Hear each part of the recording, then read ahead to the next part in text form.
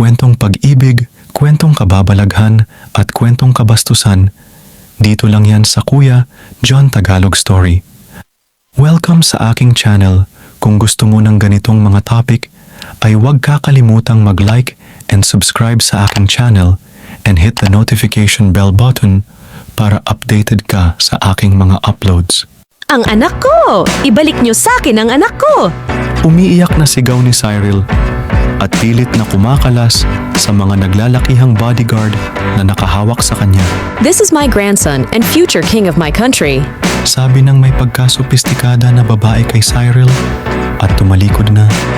Isa itong reyna sa bansang Jamaica. The only way to see your child again is to marry me, C. Sabi naman ng isang lalaki na isang beses na nakatalik ni Cyril. Noong nagpakalasing siya dahil natanggal siya sa trabaho. Dinuraan naman ng laway ni Cyril si Mike. Ang kapal ng mukha mo! Ninyo, kukunin niyo na lang ng basta-basta ang anak ko! Wala kang karapatan sa anak ko! Sa ginawang iyon ni Cyril ay nginisian naman siya ni Mike at tumingin sa fiancé ni Cyril na ngayon ay nakahiga sa sahig at walang malay. We will see. Taas noo nitong sabi at umalis. Sinubukang habulin ni Cyril ang mga sasakyan na papalayo dahil nandoon ang anak niya, pero tuluyan na itong nakalayo. Alex, anak ko, Umiiyak na napaluhod na lang si Cyril sa sahig. Balikan natin kung paano nagsimula ang lahat. 7 years ago ay nasa Canada si Cyril. Dahil doon ang flight nila, isa kasi siyang flight attendant. Kaya kung saan, saang bansa siya nakakarating. Isang araw ay biglang pumasok sa kwarto niya si Bobby, ang kapitan ng eroplano na sinasakyan nila at anak ng may-ari ng company na pinagtatrabahuan ni Cyril. 5 taon na si Cyril sa Martinez International Airport. So napag-isipan mo na ba ang sinabi ko sa'yo, C?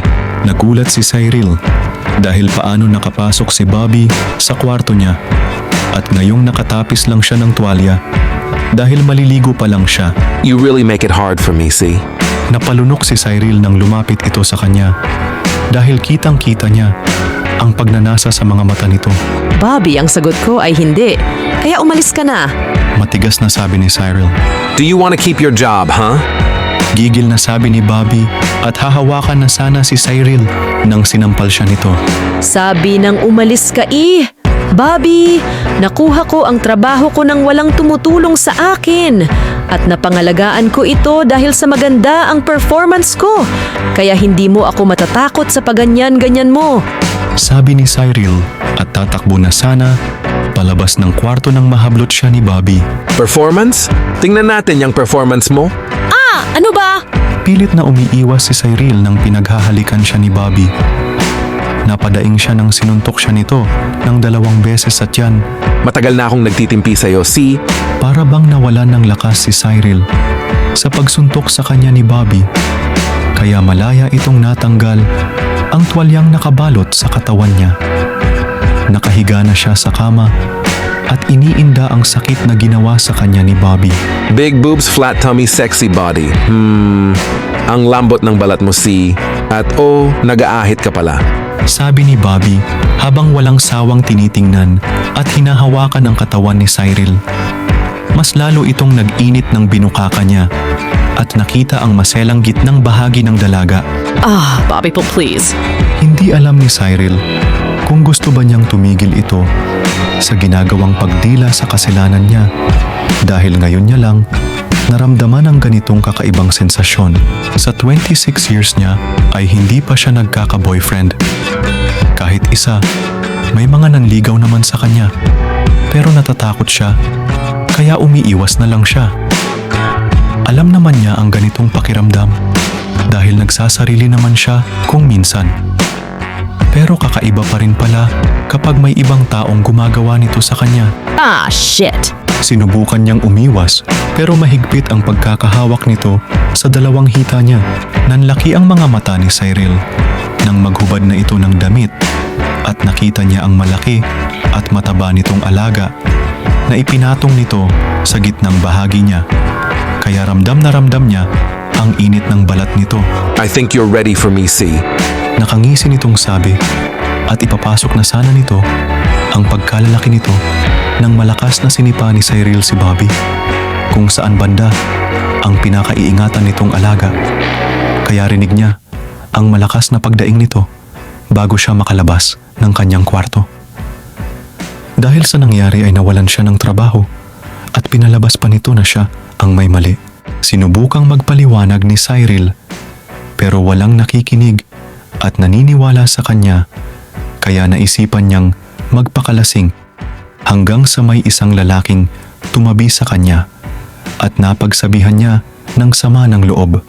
Nagising si Cyril kinabukasan na masakit ang ulo at walang matandaan sa nangyari kagabi bukod sa tanging sadyang nagpakalasing siya para makalimutan ang hinanakit na nararamdaman dahil sa hindi patas na pagtanggal sa kanya sa trabaho. Hala, bakit ako nakahubad? Mas nagulat si Cyril nang makita ang sarili na walang saplot sa katawan at nasa kanyang hotel room. Agad niyang tiningnan ang kabuuhan ng kwarto at napansin ang note na nakalagay sa lamesa. Thank you for the Wild Night Princess. Basa ni Cyril sa papel na nakasulat. Malakas ang kabog ng puso ni Cyril nang makumpirma na wala na nga ang pinaka-iniingat-ingatan niya sa loob ng 26 na taon nang makita ang dugo sa higaan. Napapaluha na lang si Cyril sa halo-halong emosyon na nararamdaman niya. Ni hindi man lang niya namukaan kung sino ang lalaking nakatangay ng kanyang puri. Gulong-gulo ang isip niyang umuwi sa Pilipinas habang hawak ang note at ang isang calling card ng lalaki. Mike Belgium. Tumatak sa isip niya ang pangalan ng lalaki na nakatalik niya kagabi dahil nag-iwan pa ito ng isang notes at ang calling card. Pero naisip ni Cyril ay wala naman siya nitong paggagamitan at isang beses lang iyon mangyayari. Sinubukang mag-apply ni Cyril sa ibang company pero walang tumatanggap sa kanya. Marahil ay narinig nito ang ginawa niya sa anak ng dati niyang pinagtatrabahuan. Hi! Napabuntong hininga si Cyril habang pagod na naupo sa upuan. Unti-unti na siyang nawawalan ng pag-asa na makakabalik sa industriyang nakasanayan niya pero kailangan niyang makahanap ng trabaho sa lalong madaling panahon dahil may isa pa siya na kapatid na pinapaaral at graduating na ito sa college. Sumama ka na kasi beshi sa raket ko. Hindi lang ako nakakapunta sa ibang bansa, pero mataas naman ang sahod. Kausap ni Cyril ang kanyang beshi sa telepono na si Denise. Ano pa nga ba ang choice ko? Kailangan ko ng trabaho. Malungkot na sabi naman ni Cyril. Ikaw naman kasi girl, pinagbigyan mo na lang dapat. Sex is just a sex. Wala nang iba pa. Napaubo naman si Cyril sa sinabi ng kanyang kaibigan dahil naalala niya ang mainit na pinagsaluhan nila ng lalaking hindi niya maalala ang mukha. Sige na, magkita na lang tayo bukas. Pinatay na nga ni Cyril ang tawag at pinuntahan ang dati niyang pinagraraketa na trabaho. Well, look who's here. Sabi sa kanya ng nasa 30s na lalaki. Agad siya nitong napansin dahil kakatapos lang nito magkuha ng litrato sa isang babae. Alex, baka pwede pumasok ulit sa'yo? Nagbabaka sakaling tanong ni Cyril. Dati na kasi siyang nag-i-extra kay Alex bilang model. Pero hindi lang siya bumalik dahil hindi niya nagustuhan ang paraan ng paghawak nito sa katawan niya habang binibihisan siya nito. Hindi ka na ba mag-iinarte dyan? Tanong sa kanya ni Alex habang malagkit siyang tinitingnan ng lalaki. Oh, Alex, hindi na promise. Napalunok si Cyril bago sumagot. Iniisip niya kung tama bang bumalik siya dito. Pero sa tuwing naiisip niya na malaki ang kikitain niya kay Alex ay magtitimpi siya. O sige, maghubad ka na at may bago akong design na naisip. Masayang sabi sa kanya ni Alex. Muli siyang napalunok. Bago sinunod ang utos nito, tiniis ni Cyril ang paraan ng paghawak at pagtingin ni Alex sa katawan niya habang inaayos ang mga tela sa katawan niya. Ang ganda at ang sexy mo pa rin, si. Komento naman agad ni Cyril. Hindi rin nakalagpas sa kanya ang matigas at nagwawalang alaga nito sa loob ng pantalon nito. Pero parang may nagbago. Dugtong pa ni Alex, malakas ang tibok ng puso ni Cyril dahil nakatingin ito sa pagkababae niya. Sa bagay, kailan ba nang huli tayong nagkita? 3 years? Tahimik lang si Cyril habang madaldal naman si Alex. Nabigla siya ng pasadya nitong hinawakan ng pagkababae niya. At saktong-sakto ito sa klerotis niya. Alex! Pagalit na suway ni Cyril. Sorry, C. Nakangiting paumanhin naman nito at tinapos na nga ang pagdedesign ng damit kay Cyril. Matapos ang ilang oras, ay natapos na rin sila maging sa pagkuha sa kanya ng litrato at pag-post niya ng iba't ibang posisyon kay Alex. Nice, wala pa rin ko pa, C. Sabi sa kanya ni Alex nang matapos sila at nagbilang na ng pera. Ayan, 20,000 tulad ng dati. At inabot na nga kay Cyril ang pera.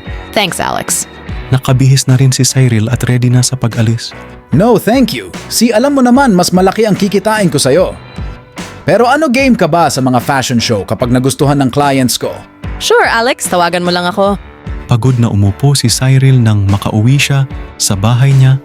Meron na siyang sariling bahay na naipundar niya habang nagtatrabaho sa loob ng 10 taon. Agad niya ring tiningnan kung may nag-reply sa ibang airline company sa pag-apply niya. Pero lahat sila ay rejected na siya.